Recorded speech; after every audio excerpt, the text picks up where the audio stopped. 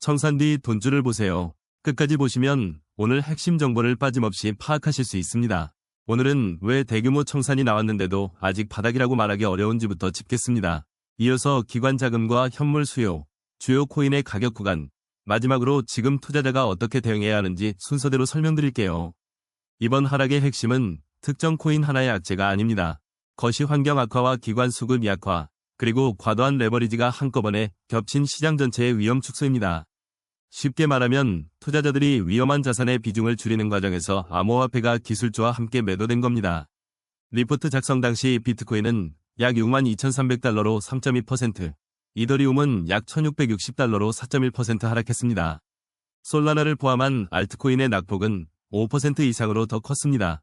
기술주 급락과 달러 강세가 겹쳤고 비트코인과 이더리움 현물 상장지수 펀드에서도 자금이 빠져나갔습니다. 시장을 받쳐줄 실제 매수 자금이 약해진 상태에서 위험 회피가 확산된 겁니다. 여기에 상승 베팅의 강제 청산이 하락 속도를 키웠습니다. 전체 청산의 87.5%가 가격 상승을 예상한 롱 포지션에 집중됐습니다. 집계 시점에 따라 총 청산액은 약 3억 3천만 달러에서 7억 2천만 달러까지 차이가 납니다. 하지만 핵심 흐름은 같습니다. 가격이 내려가자 빌린 돈으로 상승에 베팅했던 포지션이 강제로 정리됐고 이 매도가 다시 가격을 낮추면서 다음 청산을 부르는 연쇄작용이 나타났습니다. 전날에는 4시간 동안 4억 200만 달러가 청산됐고 그중 97%가 롱 포지션이었습니다. 오늘은 롱 청산 비중이 87.5%로 낮아졌지만 이것을 위험이 끝났다는 뜻으로 해석하면 안 됩니다. 대규모 청산으로 기존 레버리지는 상당 부분 정리됐지만 파생상품 거래 자체는 계속 증가하고 있기 때문입니다. 파생상품은 실제 코인을 직접 사는 현물과 달리 가격 방향에 베팅하는 계약입니다. 저가 매수를 노린 새로운 롱 포지션이 빠르게 쌓이면 작은 추가 하락에도 다시 강제 청산이 발생할 수 있습니다. 수급의 질도 아직 강하지 않습니다. 현물 시장은 약한데 파생상품과 스테이블코인 거래는 늘었습니다. 스테이블코인은 달러 가치에 연동되도록 설계된 현금성 자산입니다. 이 거래가 증가했다는 것은 투자자들이 적극적으로 코인을 사기보다 현금성 자산에서 기다리거나 파생상품으로 하락 위험을 방어하고 있다는 의미에 가깝습니다. 즉 거래량이 늘었다고 해서 건강한 저가 매수가 들어왔다고 판단할 수는 없습니다. 그래도 긍정적인 단서는 있습니다. 장기 보유자의 이탈이 제한적이고 현물 상장지수 펀드의 자금 유출 속도도 둔화되고 있습니다. 전날부터 이어진 판단처럼 이번 매도는 장기 투자자의 전면적인 탈출보다 단기 보유자와 레버리지 투자자의 투매 성격이 강합니다. 이는 시장이 투매의 후반부에 접근하고 있을 가능성을 보여줍니다.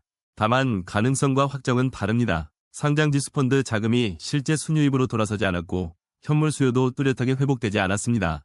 따라서 레버리지가 정리됐다는 이유만으로 바닥을 선언하기보다는 매도 압력이 약해지는 초기 신호가 일부 나타났다고 보는 것이 정확합니다. 개별 호재가 가격을 받치지 못했다는 점도 중요합니다. 리플의 유럽 규제 진전이 있었지만 XRP는 하락했습니다. 솔라나 역시 한국금융권과의 협력 기대가 있었지만 시장 전체의 청산 압력을 이기지 못했습니다. 좋은 뉴스가 나와도 가격이 반응하지 않는다는 것은 현재 투자자들이 개별 성장 기대보다 유동성과 위험 관리에 더 민감하다는 뜻입니다. 규제 승인이나 기관 협력 뉴스 하나만 보고 추세 전환을 판단하기 어려운 이유입니다. 이더리움 재단이 예산을 40%, 인력을 20% 감축한 점도 단기 불안을 키웠습니다. 구조조정은 장기적으로 비용 효율을 높일 수 있지만 지금 확인할 것은 감축 자체가 아닙니다. 핵심 개발자가 빠지는지, 주요 기술 개발 일정에 차질이 생기는지, 생태계를 지원할 재원이 부족해지는지를 봐야 합니다. 비용을 줄였다는 이유만으로 긍정 또는 부정을 단정하지 말고 실제 개발 역량의 변화를 확인해야 합니다. 이제 가격 구간을 보겠습니다. 비트코인은 리포트에서 62,000달러 유지가 첫 번째 기준이었습니다. 그런데 이후 가격이 약 61,441달러까지 내려오며 이 선을 이탈했습니다.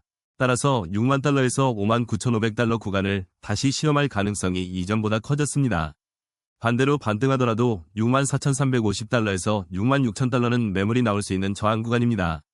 저항은 가격 상승을 막는 매도, 물량이 많아질 수 있는 영역을 말합니다. 62,000달러를 잠시 회복하는 것보다 이 저항대를 거래량과 함께 돌파하는지가 더 중요합니다. 이더리움은 이후 약 1,637달러로 내려왔습니다. 다음 방어선은 1,580달러에서 1,550달러입니다.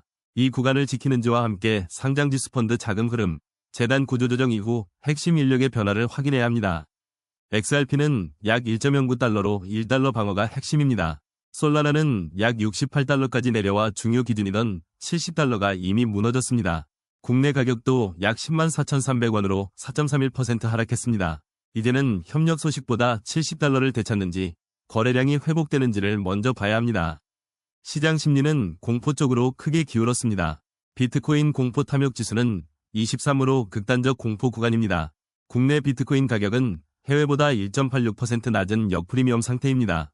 국내 투자 수요까지 위축됐다는 신호로 볼 수 있습니다. 하지만 극단적 공포가 항상 즉시 바닥을 뜻하지는 않습니다. 공포 상태가 길어지면서 가격이 추가로 하락한 사례도 많기 때문에 심리 지표 하나로 진입 시점을 정해서는 안 됩니다. 거시 위험도 남아 있습니다. 미국 10년물 국채금리는 4.51%로 상승했습니다.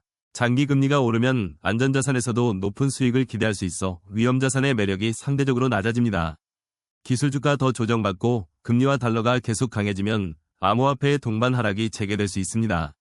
반대로 기술주가 안정되고 달러 강세가 완화되면 시장의 과도한 공포가 진정될 여지가 있습니다. 온체인 대규모 이체도 신중하게 해석해야 합니다. 온체인은 블록체인에서 직접 확인되는 거래 기록입니다.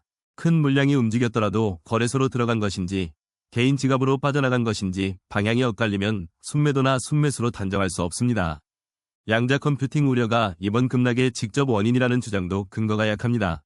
양자 컴퓨팅은 장기적인 보안 대응 속도를 점검할 변수이지만 이번 하락은 기술주 약세와 달러 강세, 상장지수 펀드 유출, 레버리지 청산으로 설명하는 편이 훨씬 타당합니다. 리포트 이후 나온 상장사의 비트코인 보유 확대 소식은 장기 수요 측면에서 참고할 만합니다. 반면 향후 6개월 안에 4만 달러 부근까지 내려갈 수 있다는 개인 전망도 나왔습니다. 두 소식 모두 시장 전체 수급을 확정하는 증거는 아닙니다. 한 기업의 매수나 한 투자자의 목표 가격보다 실제 상장지수 펀드 흐름과 현물 거래량을 우선해야 합니다. 그렇다면 지금 어떻게 대응해야 할까요? 첫째, 짧은 반등을 보고 추격 매수하지 마세요. 둘째, 현물 상장지수 펀드가 순유입으로 돌아서는지 확인하세요. 셋째, 파생상품 미결제 약정이 줄어드는지 보세요. 미결제 약정은 아직 정리되지 않은 파생계약의 규모로 이것이 높은 상태에서는 추가 청산 위험이 남아 있습니다. 넷째, 기술주가 안정되는지 함께 확인해야 합니다. 이 세 가지, 기관 자금의 복귀와 레버리지 감소, 기술주 안정이 동시에 나타나야 반등의 신뢰도가 높아집니다. 신규 진입이 필요하다면 한 번에 비중을 늘리기보다 가격 구간을 나눠 접근하고 6만 달러에서 5만 9,500달러 방어 여부에 따라 계획을 조정하는 편이 타당합니다. 알트코인은 비트코인보다 낙폭과 청산 위험이 크므로 개별 호재보다 지지선 회복과 거래량 증가를 먼저 확인해야 합니다. 결론적으로 지금은 공포만 보고 성급하게 바닥을 잡는 구간도 모든 자산을 투매할 근거가 확인된 구간도 아닙니다. 돈이 실제로 돌아오는지를 확인하면서 현금 비중과 진입 속도를 관리해야 하는 구간입니다. 이 영상은 투자 정보 제공 목적이며 투자 판단의 최종 결정은 반드시 본인이 해야 합니다. 흐름을 계속 점검하려면 구독과 좋아요 부탁드립니다.